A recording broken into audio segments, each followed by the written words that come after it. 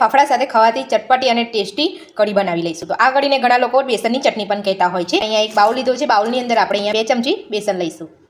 તો હવે આપણે એમાં 1 ચપટી લીંબુના ફૂલ નાખીશું.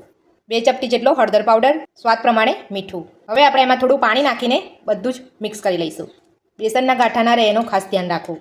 લીંબુના ફૂલ ના હોય તો તમે લીંબુનો રસનો ઉપયોગ પણ કરી શકો છો. તો આપણે અહીંયા બેસનનું મિશ્રણ આપણે સરસ અહીંયા તૈયાર કરી લીધું છે અને તમે જોઈ શકો છો બેસનમાં ગાંઠા પણ નથી રહ્યા. તો હવે આપણે અહીંયા કઢીનો વઘાર કરી લઈશું. બેસનની કઢી અહીંયા બનાવવા માટે આપણે અહીંયા 1 ચમચી તેલ નાખ્યું છે. તેલ ગરમ થઈ ગયું છે તો મેં અહીંયા અડધી નાની ચમચી રાઈ લીધી છે. તો આપણે રાઈને તતડવા દઈશું. ત્યારબાદ 1 ચપટી હિંગ નાખીશું. તો તમે જોઈ શકો છો આપણી રાઈ અહીંયા સરસ ફૂટી ગઈ છે. તો 1 ચપટી હિંગ નાખીશું. ત્યારબાદ આપણે તીખાસ માટે આપણે અહીંયા 1 મરચાંને તીખું મરચું લીધું છે એ પણ આપણે અહીંયા વઘારમાં લઈ લઈશું.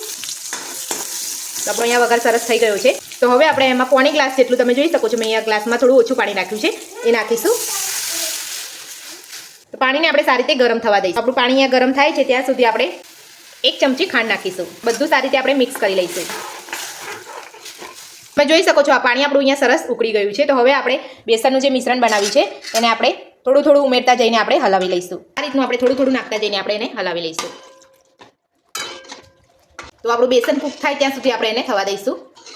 હવે આપણે એને 2 થી 3 મિનિટ જેટલું થવા દઈશું. તો તમે જોઈ શકો છો અહીંયા ફાફડા સાથે ખાવાતી બેસનની કઢી બનીને આપણી તૈયાર છે.